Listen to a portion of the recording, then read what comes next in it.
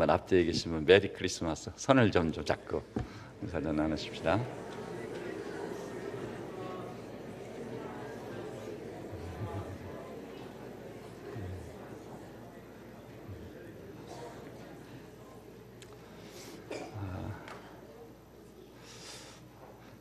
거두절미하고 이런 말씀을 드리고 싶습니다.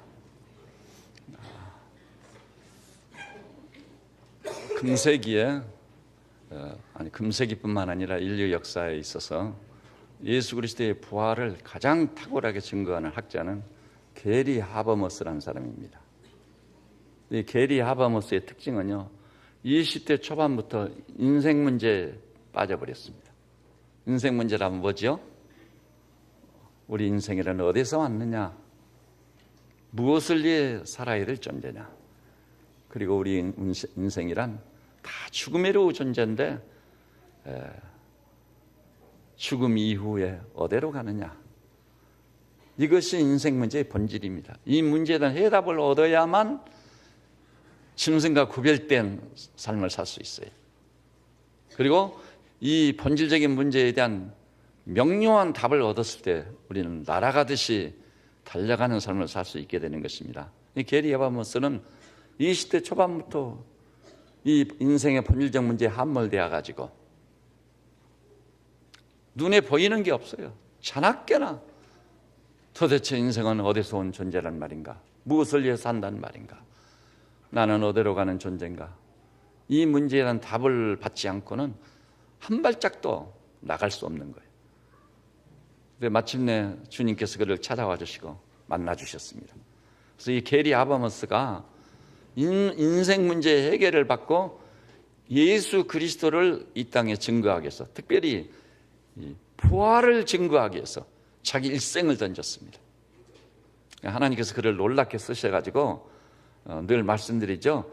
인류 사상 대표적인 무신론자가 누구라고요? 안토니 플루요. 이 사람은 무신론에 관한 책만 32권을 썼어요. 우리 대한민국이고 외국이고 모든 무신론주의자들은 이 안토니 플루에게 줄을 대고 있는 거예요. 그의 글과 그의 말을 인용해가지고 무신론을 퍼뜨리고 있는 겁니다. 그런데 게리 하버머스하고 안토니 플루 사이에요, 공적 자리에서 텔레비전으로 현장을 방영하는 가운데 3번이나 과연 예수의 부활이 있었느냐 없었느냐 이 문제로 논쟁을 벌였습니다. 논쟁을 벌일 때마다 게리 하버머스가 탁월하게 압도했어요. 그러던 끝에 하나님이 그를 쓰셔가지고 무신론을 대표하는 안토니 플루라는 이 대학자가 2005년도에 뉴욕 타임스 기자를 초청해가지고 오늘로서 나는 무신론을 포기한다. 유신론자가 된다. 엄청난 충격이었습니다. 이것은 철학자와 종교인들 그리고 교회 다니는 사람들 가운데서도 부활의 사실성 여부에 초점을 맞추고 고민하는 사람들, 굉장한 도전이 됐습니다. 그리고 그 후에 이 안토니 플루는요, 더 나아가서 인간이 죄인임, 자기 자신이 죄인임을 고백했고 그리스도 보혈 위에는 죄를 씻을 방법, 죄의 삭은 사망인데 죄와 사망에서 구원받을 다른 길이 없음을 확실히 깨달아서 그리스도인으로 자리를 잡고 죽기 직전에 마지막 책 한 권을 썼는데 그게 뭐라고요? 존재하는 신, 하나님의 존재를 온 세상에 공표했습니다. 참 우연한 일이 아니라고 생각합니다. 근데 여러분, 저는 우리나라에서도 예외는 아니라고 봅니다. 아마 우리 대한민국이란 국경을 넘어 모든 종교나 모든 철학의 경계를 넘어서 가장 존경스러운 최후의 수도사가 누굴까? 늘 말씀드리죠. 성철종정이에요. 조계종의 성철종정. 그분은 14년 동안 등을 벽에다 방바닥에다 대본 일이 없어요. 그렇게 수도 얘기에 정진한 사람이 있습니까? 종파를 초월해서 없습니다. 그는 평생 다 낡아빠진 고무신 한 컬레를 신었고 가사적삼 한 벌에 몸을 의지했습니다. 그래서 그 해인사 안쪽에 있는 암자까지 수많은 사람들이 인생 문제에 답을 얻기 위해서 찾아갔습니다. 근데 평생 이 수도를 통해서 정진을 해왔으니 불자들 표현대로 말하는 그 도력이 얼마나 높겠습니까? 그죠? 아마 우리하고는 비교할 수 어떤 해안을 가지고 있었을 겁니다.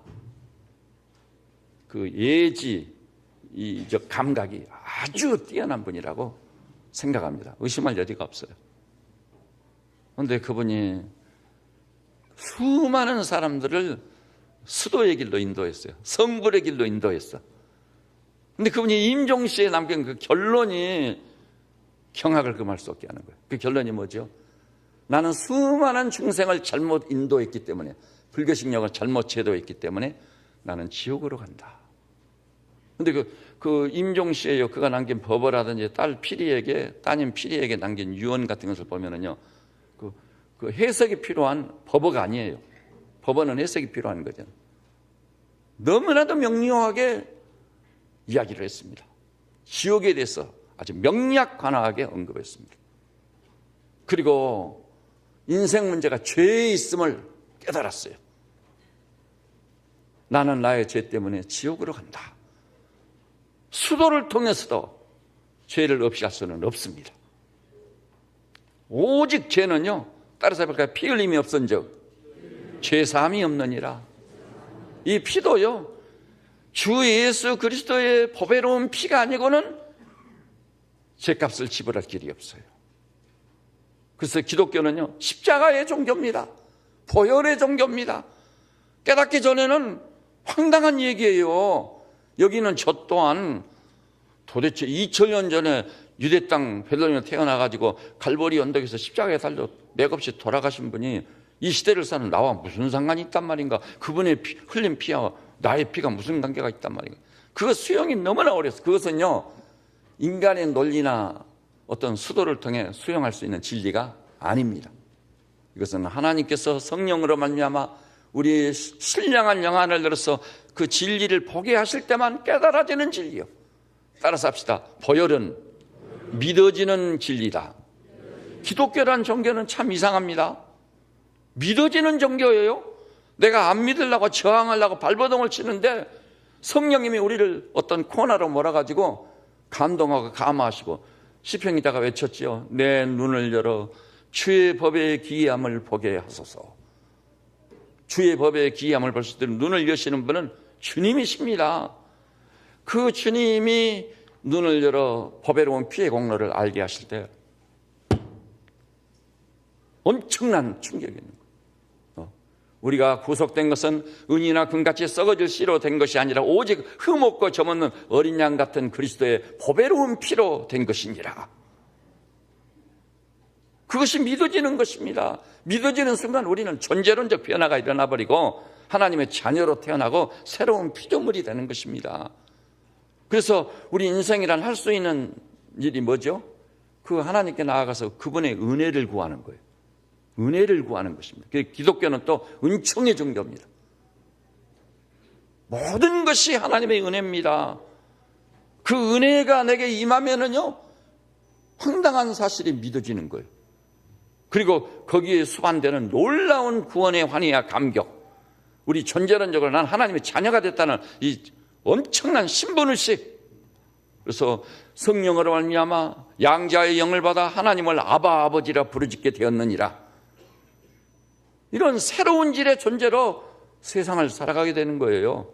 그리고 믿음이 뿌리를 내리고 믿음으로 살기를 시작하면은 그 은혜로우신 하나님 여호와를 이제 사모하고 앙망하게 돼요. 구약은 오직 여호와를 앙망하는 자는 새 힘을 얻으리니 독수리 날개치며 올라감 같을 것이요 달려가도 곤비치 않겠고 걸어가도 피곤치 아니하리라. 얼마나 놀랍습니까? 신약은 무엇입니까? 히브리 12장 2절 보니까 믿음의 주여 우리를 온전케 하시는 이신 예수를 바라보자. 여러분, 기독교 신앙이라는 것은요, 저 산사에 들어가 정자를 한 가운데 수도에 정진하는 종교가 아니에요. 기독교란 무엇입니까? 예수를 바라보는 종교예요. 예수를 바라보는 종교. 그 믿음의 주여 우리를 온전케 하시는 이신 예수를 바라볼 때 그 예수님이요, 요한복음 15장에서 나는 포도나무요 너는 가지라고 그랬어요. 포도나무 되시기 때문에 예수를 바라보는 삶은요, 가지로서 원줄기된 포도나무 되신 주님께 붙어있는 삶. 그럼 원줄기에서 생명의 수액이 우리에게 공급되는 거예요. 그래서 덕수리의 날개치며 올라간 것 같은 새 힘을 받아 살게 될 줄로 믿으시기를 주님의 이름으로 축복합니다.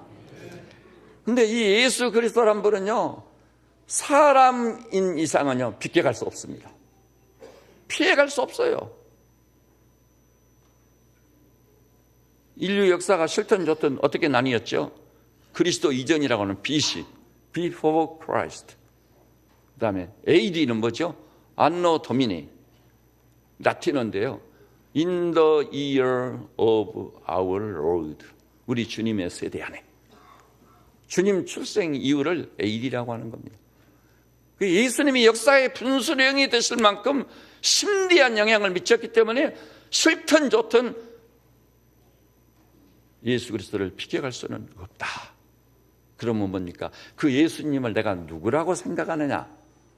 다른 말로 바꾸면 예수의 유일성을 수락하느냐 안 하느냐에 따라서 우리 영원한 운명이 결정되고 좌우된다는 사실이에요. 여러분 다시 말씀드립니다. 이 예수님을 나는 누구라고 생각하느냐?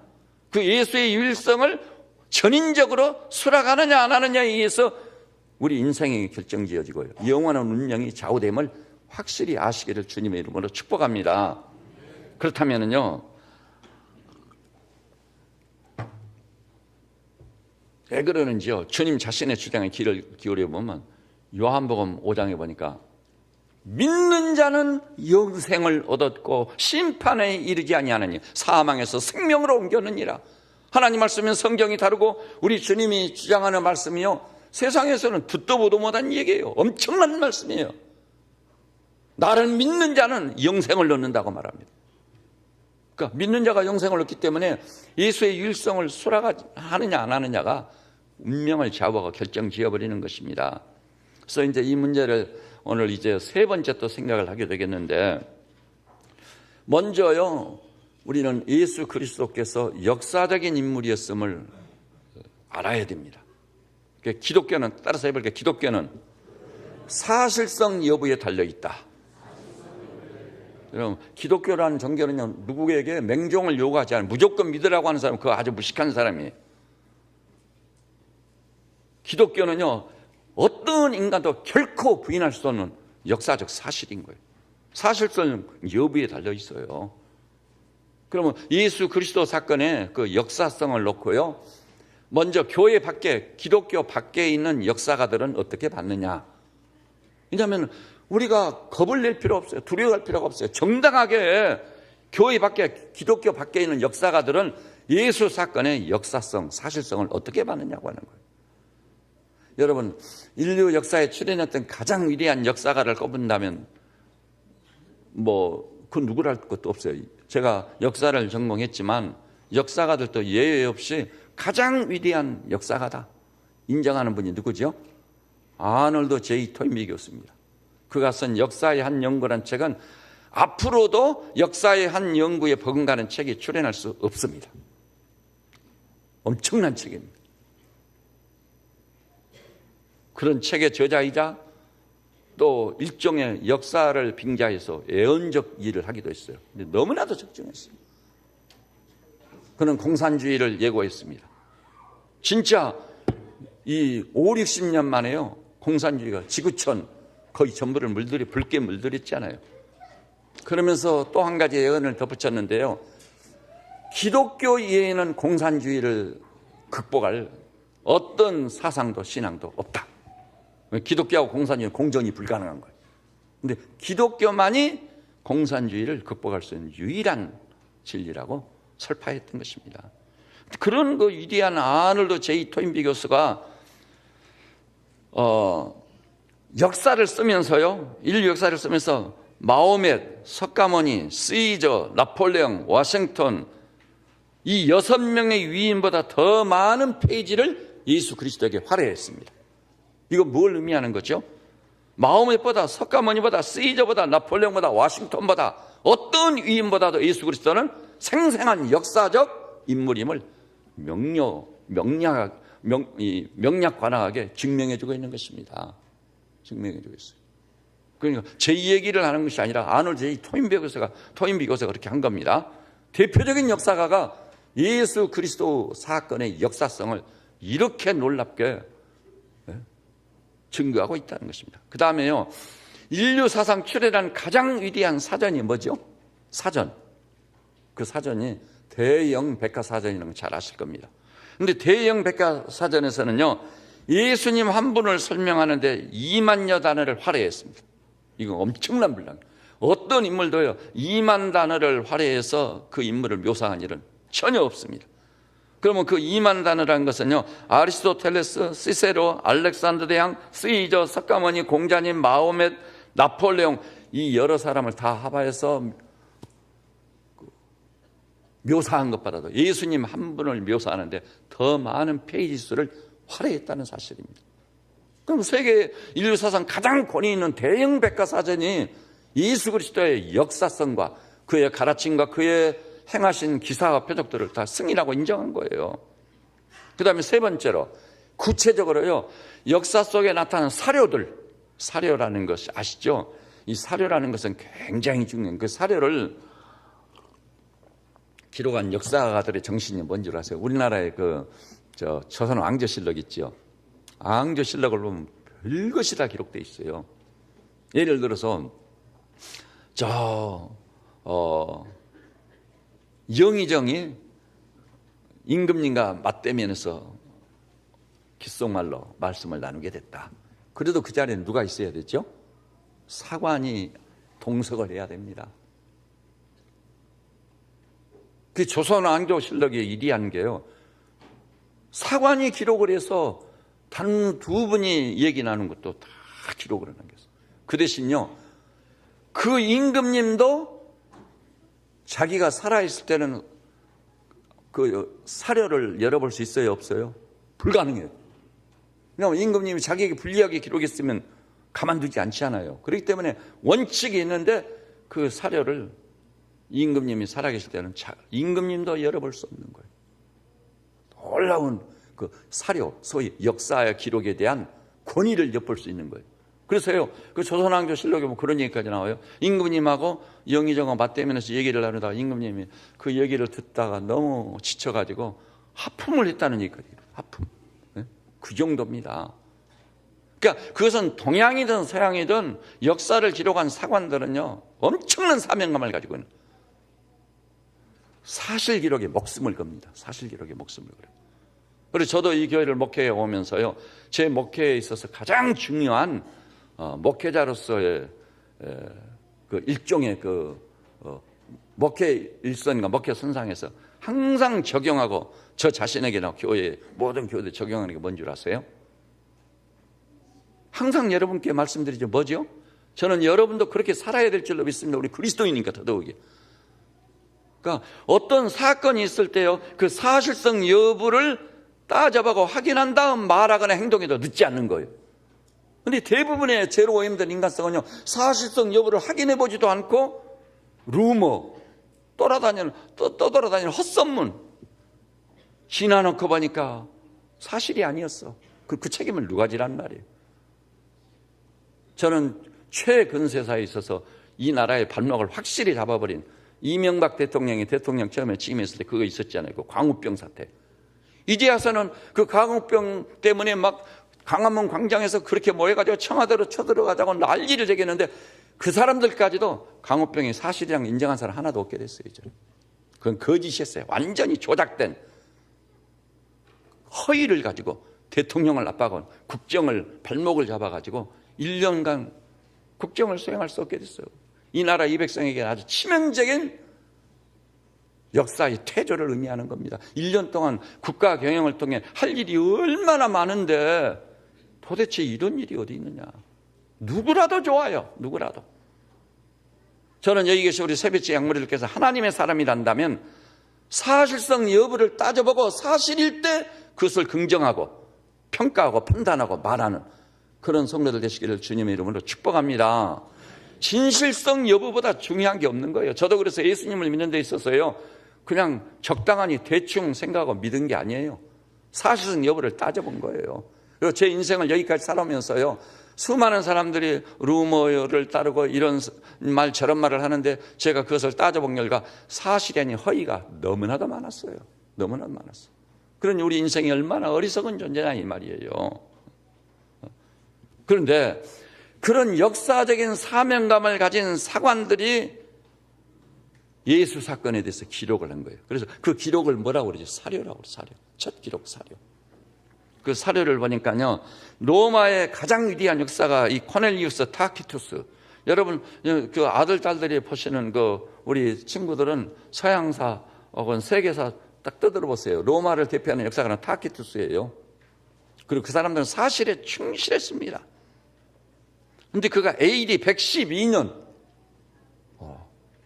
AD로 말하자면 역사의 초기, 예수님이 승천하신 뒤 얼마 되지 않았어. 증인들이 한 분 한 분 부름받고, 왜냐하면 사도 요한의 그 소천 죽으심이 아마 AD 90년경 이런 생각을 해보거든요, 학자들이.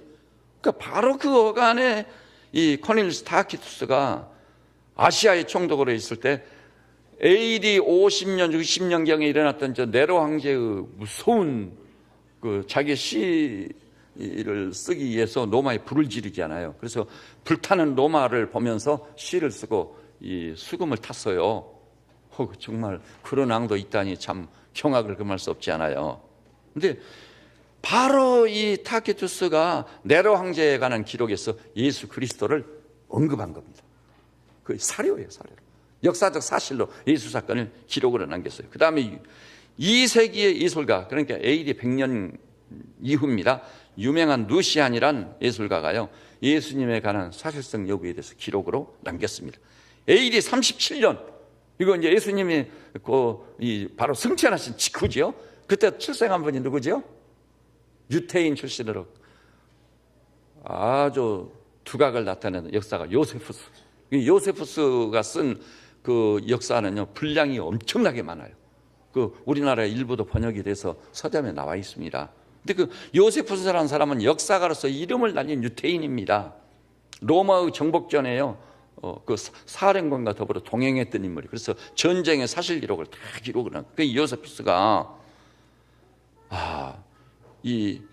또 바리새교인 출신이에요. 바리새 출신입니다. 예수 사건에 대해서요, 역사가의 안목을 가지고 기록을 다 남겼습니다. 그 다음에요, 로마의 역사가 수에토니우스라는 사람이 또 예수님의 사실 기록을 남겼습니다.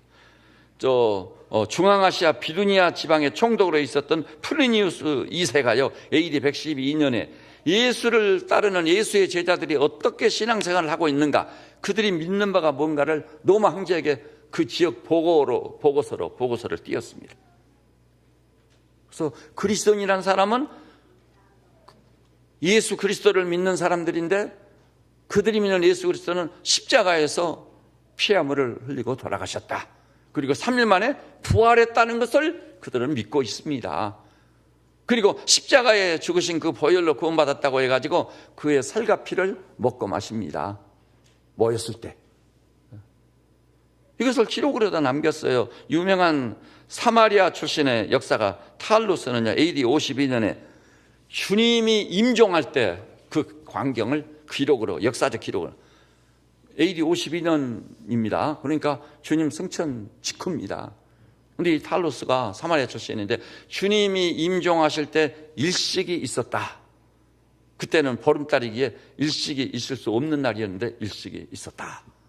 그런 기적적인 일을 기록으로 남겼어요. 그 다음에 유대인의 가장 위대한 기록인 탈무드 56쪽에 보니까 예수 그리스도를 유월절 전야에 처형했다, 십자가에. 그런 기록을 비롯했어요. 그리스도에 관한 기록이 남아있는 것입니다. 그리고 초대교회 교부들, 예수님을 믿고 그 그리스도를 증거하다가 순교자가 된 사람들입니다. 목숨 걸고 이 진리를 믿었고 전파한 사람들이. 저스틴, 오리겐, 유세비우스, 폴리갑, 터툴리안, 이레니우스, 이런 사람들이 예수 사건의 그 진실성과 사실성을 기록으로 완벽하게 남기고 있습니다. 그런 결과 드디어 여러분 아시다시피 인류 역사가 어떻게 나뉘었다고요? BC와 AD로 나뉜 것이죠. 따라서 예수 그리스도는 역사의 분수령이시다. 그런데 어찌 그분의 역사성을 부인할 수 있어요?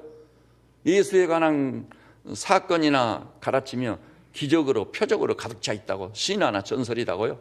절대 아닙니다. 이건요, 사탄이 그 사실성을 부인하게 하는 교묘한 전략이자 미혹이라고 생각합니다. 저는 여기 계신 분들이요, 예수 그리스도를 덮어놓고 믿는 게 아니라 그분이 가르친 말씀이나 그분이 행하신 기사와 표적들, 이렇게까지 말씀했잖아요. 내 말을 믿지 못하겠거든 내가 행한 그 일을 인하여 나를 믿으라 했습니다. 예수의 역사성과 사실성의 근거에서 예수 사건과 주님이 가르친 위대한 생명의 말씀을 믿음으로 받아들이고 그 믿음 가지고 사는 성도들 되시기를 주님의 이름으로 축복합니다. 여러분, 사실이라는 것은 엄청난 파괴력을 가지고 있는, 사실은 입증할 필요가 없는 거예요. 사실이니까 누구도 부인할 수 없는 거예요. 그 다음에 이제 두 번째 생각할 것은요, 그러면 성경이나 교회 밖에 아니라 교회 안에서 성경에서는 우리 주님의 그 역사적 사실성을 어떻게 주장하고 있는 것인가. 여러분, 참으로 놀라운 사실은요, 예수님의 생애를 역사 기술 방법에 의해서 완벽하게 기록한 현대 역사가들도 누가복음을 보면은 역사적인 기술 방법에 의해서 기술됐다는 걸 인정하지 아니할 수 없어요. 연대기 순으로 예수님 생애를 배열해 가지고 아주 놀랍게 그 기술 방법이 역사적이에요. 기술한 누가복음. 근데 예수님의 생애와 가르침을 기록한 누가복음은 첫 마디가 어떻게 시작했다고요? 따라서 해볼까요? 우리 중에 이루어진 사실에 관하여는. 너무 놀랍잖아요. 예수님의 생애와 가르침을 온전히 기록한 대표적인 역사 기록서인 누가복음의 첫 마디가 우리 중에 이루어진 사실에 관하여는. 눈으로 보고 귀로 듣고 또 기록한 자가 많이 있지만 그 중에 나도 근원부터 자세히 살펴, 놀랍지 않습니까? 예수 사건을요, 근원부터 자세히 미루어 살펴가지고 기록으로 남기게 된 겁니다. 그뿐이에요. 요한일서 1장에 보니까 시간 관계상 제가 생략을 하고 한번 따라서 해주세요. 태초부터 있는 생명의 말씀에 관하여는. 근데 태초부터 있는 생명의 말씀이라는 게 그 다음 보니까 뭐였죠? 아버지와 함께 계시다가 우리에게 나타내신 바 된 자, 그건 누구죠? 예수 그리스도예요. 근데 그 예수님에 관해서는 전설이나 신화적인 얘기가 아니라 뭐라고 그랬죠? 우리가 눈으로 본 바요, 귀로 들은 바요, 손으로, 이렇게 사실성을 강조하고 있는 건 너무나 놀라운 거예요. 제가 예수님을 만난 다음에 저는 그 성경을 접하게 됐거든요. 성경 통독을 하게 된 거죠.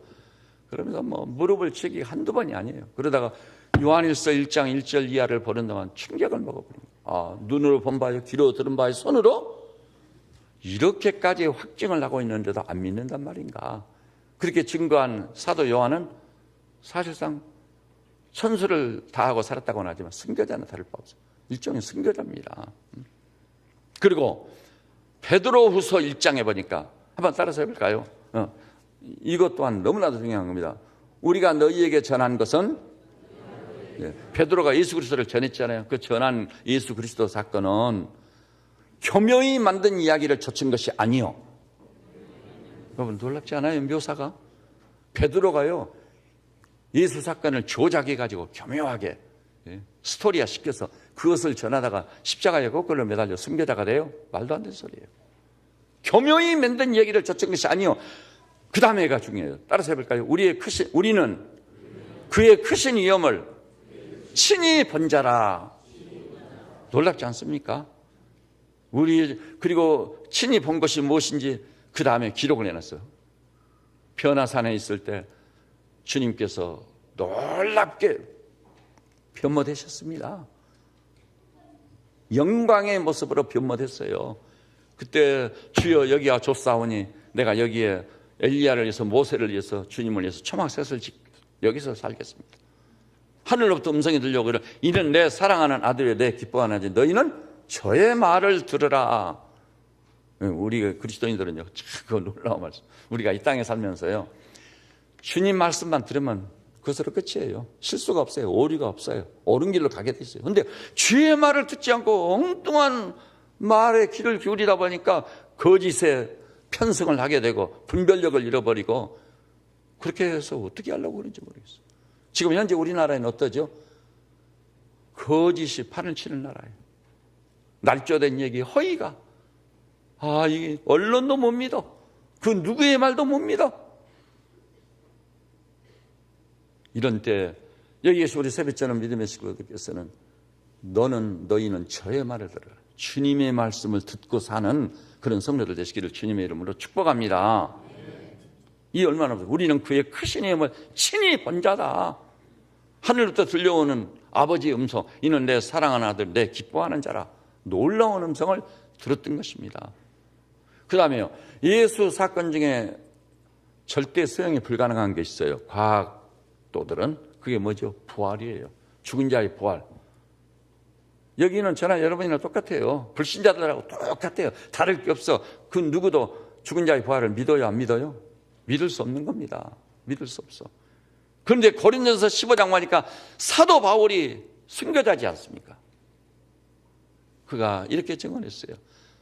성경대로 우리 죄를 위해서 죽으시고 성경대로 3일 만에 다시 살아나서 게바에게 보이시고, 이 보였다는 얘기. 그 다음에 12 제자에게 보이시고, 여성들에게 보이시고, 후에 500의 형제에게 일시에 보이시고, 또 12 제자에게 보이시고, 그 다음에 야고보에게 보이시고, 맨 나중에 만삭되지 못하여 난자 같은 내게도 보이셨느니라. 예수 부활은 부인할 수 없는 사실이었습니다. 우리가 믿는 예수 사건은 이렇게 확증된 사실입니다. 그런데 사도행전 4장 12절에는 12절 이하에는 17절 이 쭉 읽어가노라면 당대의 지배계층이 제자들을 체포에다가 경고를 받았죠. 위협을 했어요. 다시는 예수 이름으로 말하지도 말고 가르치지도 말라 했을 때 베드로와 요한이 뭐라고 말했죠? 따라서 해볼까요? 우리는 보고 들은 것을 말하지 아니할 수 없다. 여러분, 왜 순교자가 그렇게 많이 나왔죠? 부활하신 주님 못자국 창자까지 확인하고 영광의 형체로 변모된 예수님을 만나본 사람들, 이들을 그 믿음을 부인하게 한다는 건 불가능한 일이었어요. 절대 불가능한 일이었어요. 그러니까 이것이 사실이었고 설득력이 있고 파괴력이 있었기 때문에 순식간에 요원의 불길처럼 번져가 버린 겁니다. 그래서 세계 최강의 대제국 로마라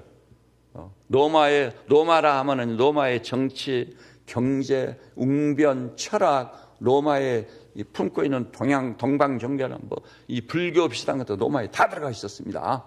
저 페르시아의 여러 종교들, 저 바벨로니아의 여러 종교들 다 들어. 그다음 황제 숭배. 그런데 그 모든 것을 기독교가 가지고 화살 한 번 날리지 않고 복음의 능력으로 일시에 점령한 것을 우리가 다 알고 있잖아요. 그래서 컨스탄틴 대제가 기독교를 공인하지 않을 수 없었던 거예요. 놀라운 사실인 것입니다. 이렇게 볼 때 성경이나 기독교 내부적인 주장은 예수 사건의 역사성과 사실성을 확 붙잡고 있는 거예요. 그 신앙이 거기에 근거하고 있는 거예요. 그 도마같이 부활을 절대 믿지 않은 사람, 못자국과 창자국에 손을 넣어봐야 믿겠다. 그럼 못 믿는다. 이런 사람한테도 부활의 주님이 나타나가지고 도마야, 네 손을 내밀어 내 못자국에 넣어봐라. 창자국에 넣어봐라. 그리하고 믿음 없는 자가 되지 말고 믿는 자가 되라 했을 때 그 못자국 창자국을 확인하는 순간, 영광의 형체로 다시 사신 부활의 주님을 만나보는 순간 도마가 그 앞에 완전히 굴복당해가지고 나의 주님, 나의 하나님, 이 고백이 진실입니다. 오늘 여기에서 우리 교우들께서는요, 나를 대신해서 사도 도마가, 베드로가, 요한이 부활의 주님을 확인했습니다. 십자가에 달려 돌아가신 예수 그리스도를 확인해주고 있어요. 그래서 그 사도들 수준과 차원에서 예수 그리스도를 확실히 믿고 그분을 받아들일 수 있기를 주님의 이름으로 축복합니다. 근데 문제는 어디에 있냐면요, 그 예수님께서 그러면 자신을 무엇이라고 주장했었을까요? 그분 자신의 주장에 귀를 기울인 것은 굉장히 의미 깊은 일입니다. 우리는 예수님을 향할 때 나의 신앙 고백에 착오가 있으면 안 되거든요. 그래서 우선 그 당시 예수님이 자신을 어떻게 주장했는지 그분의 주장을 살피는 것은 아주 중요해요. 여러분, 너무나 놀라운 사실은 예수님이요, 자신의 그 자신됨을 어떻게 주장했느냐 하면은 나는 부활이요 생명이니 나를 믿는 자는 죽어도 살겠고, 자신을 부활이요 생명이라고 해요. 이게 얼마나 중요해요. 모든 인간이 죽음에 이르고 존재이기 때문에 우리는 부활의 존재를 만나봐야 됩니다. 죽은 자 가운데서 무덤을 열고 우리를 다시 살리는 부활의 능력과 권세를 가진 생명의 주인을 만나야 될 줄로 믿습니다. 사람이 머리로 이렇게 수도의 길을 정진해가지고 뭐 깨달아진, 그건 그의 깨달음일 뿐이지 모든 인간이요 공감을 가질 수는 없습니다. 그리고 인간이라는 것은요, 성찰 정정 얘기도 했지만은 80년 수도의 길을 갔어도 인간은요 그의 깨달음과 그의 사고와 그의 말을 신뢰한다는 게 불가능한 일이에요. 여러분 경험해 보시죠. 여러분 여기 아마 진실한 분들도 많이 계실 줄 압니다.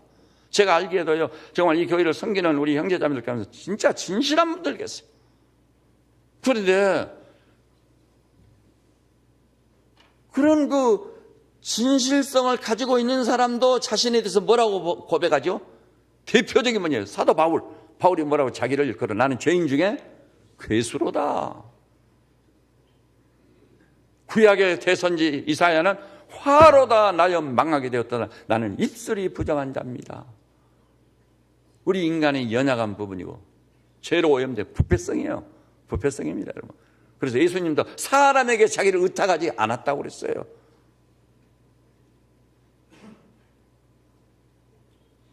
그런데 우리 예수님은요, 죄를 알지도 못하신 자라고 했어요. 따라서 해볼까요? 입술에 괴사도 없으시고, 괴사란 말은 거짓이라면 입술에 거짓이 없어요. 그리고 우리 예수님은요, 자기 말의 신빙성을 이렇게까지 주장했어요. 천지는 없어질지라도 내 말은 패하지 않고 다 이루리라. 우리 하나님은 인생이 아니신 즉 시건치 아니하시니라. 이런 엄청난 말의 신실성과 신빙성을 가진 주님으로 주장하기를 나는 부활이요 생명이다. 그래서 나를 믿는 자는 죽어도 산다고 부활의 소망을 안겨주신 성탄에 오신 우리 주님을 찬양할 지어다. 이 얼마나 놀라운 사실입니까? 그리고요, 그 정도가 아니에요. 우리 주님은요, 나와 아버지는 하나이니라. 여기 유대인의 개념은 아버지는 누구죠? 하나님이에요. 근데 나와 하나님은 하나다. 나를 본 자는 하나님을 보았느니라. 근데 여기요, 나와 아버지는 하나다 했을 때 이 하나란 말이 헬라어로 헨이란 말인데, 헨이란 말은 동질이다 그런 뜻이에요. 그러니까 예수님이 하나님과 자기가 어떤 관계에 있다고 동질이다. 감히 이렇게 주장한 사람이 있었어요? 나와 하나님은 하나다. 동질이다. 그리고요, 한번 따라서 볼까요? 아브라함이 있기 전에 내가 있느니라. 우리 번역 성경에도 내가 있느니라 그랬어요. 그런데 이게 아브라함은요, 예수님이 그때 이 말씀을 하실 때 얼마 전에 계셨던 분이에요? 약 2000년 전에 살고 있었던 아브라함인데, 아브라함이 있기 전 내가 있느니라. 근데 있느니란 말이요, 히라보로 에고에임이란 말이에요. 에고에임이란 말은 스스로 있는 자라고 하는 표현을 할 때 사용하는 용어입니다. 구약에 있죠. 모세가 하나님께 누가 나를 보내서 왔다고 하리까 했더니 하나님 뭐라고 답하죠? I am that I am. 나는 스스로 있는 자니라. 하나님이란 분은 누가 지어서 존재하는 분이 아니에요. 하나님 한 분만 자기 존재 속에 존재의 원인자를 가진 유일한 분이시다. 그래서 나는 스스로 있는 자다. 근데 그와 똑같은 용어를 주님이 에고에임이, 내가 있느니라. 나는 스스로 있는 자다.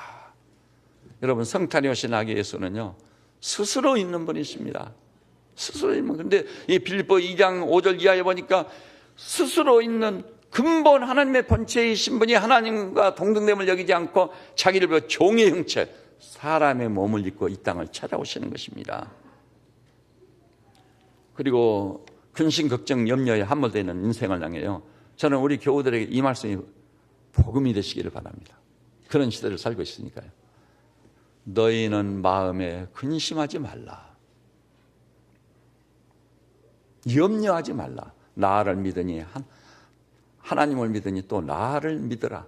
주님을 제대로 믿는 자는 근심, 걱정, 염려에서 그 올무에서 벗어날 수 있음을 아시기를 바랍니다. 그리고 내중에 우리 주님은 이렇게 표현됐어요. 구름을 타고 오시리라. 그를 찌른 자를 또 보리라. 재림이라는 예언도 아주 명료하게 짝이 없습니다. 오늘 제가 시간 관계상 다 말씀을 못 드리는데요, 이런 주님이 성탄에 아기 예수로 오신 거예요. 근데 아기 예수로 오셨는데 주님의 첫 번 크리스마스 때요, 그 한 몸 누일 곳이 없어가지고 어디 오시고 말았죠? 구유라는 것이 말이 밥을 먹는 말의 밥통이거든요. 냄새나고 쓰레기가 있고 예수님을 맞이할 수 있는 마음가짐을 가지고 있는 사람이 없었으니까 말구유에 오시고 마는 거예요. 근데 2015 성탄에 세비체 모르는 양모들께서는 이 2000년 전 유대 땅 베들레헴 말구유에 오신 그 예수님을 기념하는 날이고 축하하는 이 날인데, 이 날에 그 예수 그리스도를 여러분에게 있어서 말구유가 아니라 여러분의 마음의 중심과 왕자에 모실 수 있기를 주님의 이름으로 축복합니다. 분명히 주님이 그랬어요. 주님이 이 땅에 아기 예수 오신 이유는요, 말구유에 누워 있으려고 오신 게 아니었어요. 왜 오셨습니까? 누구든지 내 음성을 듣고 마음의 문을 열면 내가 그에게로 들어가 우리 마음을 집으로 삼아 우리 안에 거하시려고 오신 줄 믿으시기를 바랍니다. 그래서 예수님의 내주라는 것은 기독교 신앙의 결정적인 거예요. 너희가 믿음이 있는가 너희 자신을 시험하고 확정하라. 예수 그리스도께서 너희 안에 계신 줄을 알지 못하느냐. 그렇지 않으면 너희가 버려온 자리라. 이 말씀에 주목해야 돼요. 신학 박사학위를 10개, 100개 가지고 있어 소용없어요. 문을 열어 내 마음의 문을 두드리시는 예수님을 마음의 중심과 왕자에 모셔야 돼요. 주로 모시는 것입니다. 그래서 바울은 이제 나는 그리스도와 함께 십자가에 못 박혔고 내가 사는 것이 아닌 내 안에 그리스도가 사신 것이라. 그리스도가 살아주시는 새로운 질의 삶을 사는 것이 성탄의 분기점입니다. 오늘 이 성탄절에도 우리 세배절은 모든 양무리들께서는 여러분의 마음의 문을 활짝 열고 예수님을 여러분의 마음의 왕자, 그래서 백성은 누구 지시를 따라 사는 거죠? 왕의 지시를 따라 사는 거예요. 주님의 지시를 받아 사는 거예요. 근데 예수님께 나와가지고 십자가도 믿고 부활도 믿고 다 믿어서 구원과 영생을 딱 얻고 그 다음에 예수님 마음의 왕자에 모시지 않고 주님과는 상관없이 예배당 나갈 때 예수님 오늘 예배 잘 드렸습니다. 헌금도 드렸습니다. 일주일에 또 만나 뵙시다. 굿바이 하고 세상으로 나가서 내 마음대로 내 생각대로 또 말하고 행동하고 사는 거예요. 그러기 위해서 오신 분이 아니라 예수님을 여러분의 마음의 중심과 왕자에 모셔서 이제는 내가 사는 것이 아니라 내 안에 그리스도께서 사신다고 말할 수 있는 진정한 그리스도 예수의 사람들 되시기를 주님의 이름으로 축복합니다. 그래서 제가 한 가지 간증하고 마치려고 합니다. 제가 서울역에요, 젊었을 때 전도를 나갔거든요. 그때 어떤 젊은이가 양복을 입었는데 수심이 가득 차가지고 의자에 앉아 있더라고요. 접근해서 보니까 손가락을 하얀 천으로 이렇게 감았어요. 그래서 제가 그 청년에게 접근해서 사형리로 예수 그리스도를 전파했습니다. 그리고 이제 영접 기도를 하다가 아까 문을 열면 그에게로 들어가 문을 여는 거예요. 문을 열어야 예수님이 들어가시잖아요. 그래서 기도로 마음의 문을 여는 겁니다. 저를 따라 기도하시고 예수님을 영접하시기 바랍니다 했더니 영접할 마음이 없다고 그러더라고요. 그래요. 그러면 제가 사형리에다 전화번호를 적고 드리면서 어디로 가시냐고 했더니 남원이 고향이라고 그래요. 그 무슨 일로 남원에 가십니까 했더니 제가 구로공단에서 일을 하다가 손가락이 잘렸대요. 그 감은 것이 그거예요. 그래서 이제 고향으로 내려가는데 손가락이 잘리고 그 젊은이가 고향으로 가니 얼마나 착잡하겠어요. 얼마나 고통이 크겠습니까. 그래서 그 청년에게 가셔서 혼자 이 사형리를 입고 영접 기도를 하시고 예수님을 영접해 드리십시오. 그렇게 강력하게 권면을 하고 보냈거든요. 그런데 3개월쯤 지나서 저한테 편지가 왔어요. 처음에는 누구한테 온지 얼른 생각이 안 나더라고요. 보니까 내용을 보니까 그 남원으로 내려간 그 청년한테서 자기가 자기 사랑방에서 혼자 사형리를 입고 영접 기도를 하고 마음의 문을 열고 예수님을 영접했다고 하는 거예요. 예수님을 영접하고 제가 권면한 대로 가까운 교회에 나가서 목사님한테 자기를 소개하고 지도해달라고 요청하고 그 신앙생활을 시작했는데 너무나 감사하다고. 여러분, 사형리들 다 가지고 계시죠? 대중적으로 다 할 수 있습니다만은 개인적으로 사형리가 없으시면 사무실에 많이 있어요. 한 권씩 가지고 가셔서 쭉 읽어보세요. 그리고 마침내 문을 열면 그에게로 들어가. 여러분의 마음을, 진실한 마음을 기도를 통해 열어드려 보세요. 그럼 주님이 여러분 안에 들어오십니다. 그래서 그 다음에 나와요.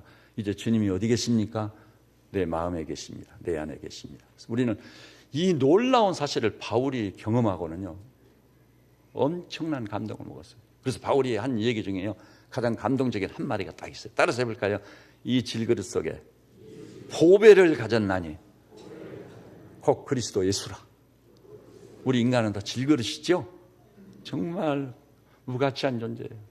그런데 이 질그릇 속에 보배로우신 예수님을 모셨다. 이 질그릇 속에 보배로우신 예수님을 영접했다. 그리고 주님과 남은 여생을 사는 거예요. 그러면 그렇게 연약하고 부족하고 의지도 박약하고 또 시도하는 것이 실수나 오류투성이고 생각하는 게 죄요, 입술이 말이 죄요. 그런 내가 아니라 여러분 안에 바울과 똑같이 그리스도께서 내 안에 사신 것이라.